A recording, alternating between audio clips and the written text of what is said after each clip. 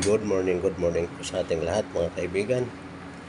For today's video ay magsisigang pa ako ng itong isda. Di ko alam kung anong tawag nito. Tapos haluan ko ng talbos ng kamote. At yung ipang-asim natin ay kalamansi. Ito. Masarap na pang-asim talaga dito sa isdang ito yung kalamansi. Sa rice cooker ko na lang po titirahin ito mga kaibigan. Wala pang matinong kuryente dito sa amin. Muntik na kasi kaming magkasunog. Hindi pa naayos yung kuryente.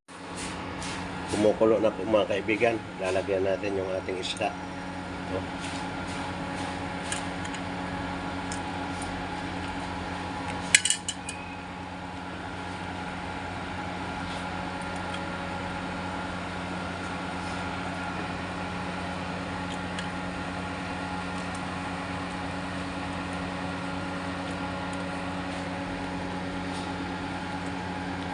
Ayan po, nailagay na natin. Mamaya-maya na itong talbos ng kamote at saka itong pang-asim na pinigyan ng kalamansi.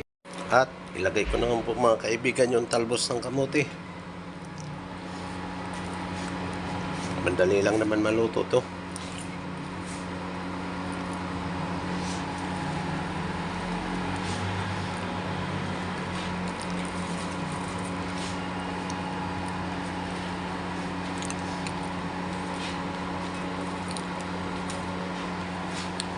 Ayan po mga kaibigan. Pag kulo po yan, pag bumaba na, sa ako ilalagay yung asim. Ito na po mga kaibigan. Ilalagay natin yung ating kalamansi. Ito na.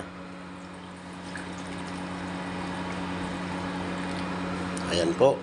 Ilagay natin mga kaibigan.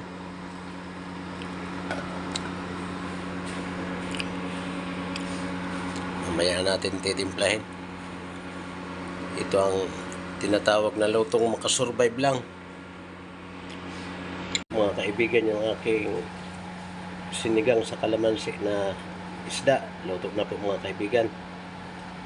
Kakasurvive na nito kasi kung araw-araw tayo bibili ay magagrabihan naman sa presyo. Kasama ng ulam ng aso, kung bibilhin mo sa labas araw-araw sa tanghali kasama tao aso 300 plus 300 sa hapon 600 na araw-araw. Hindi tatagal tayo niyan sa gastusan. Kaya sabi ko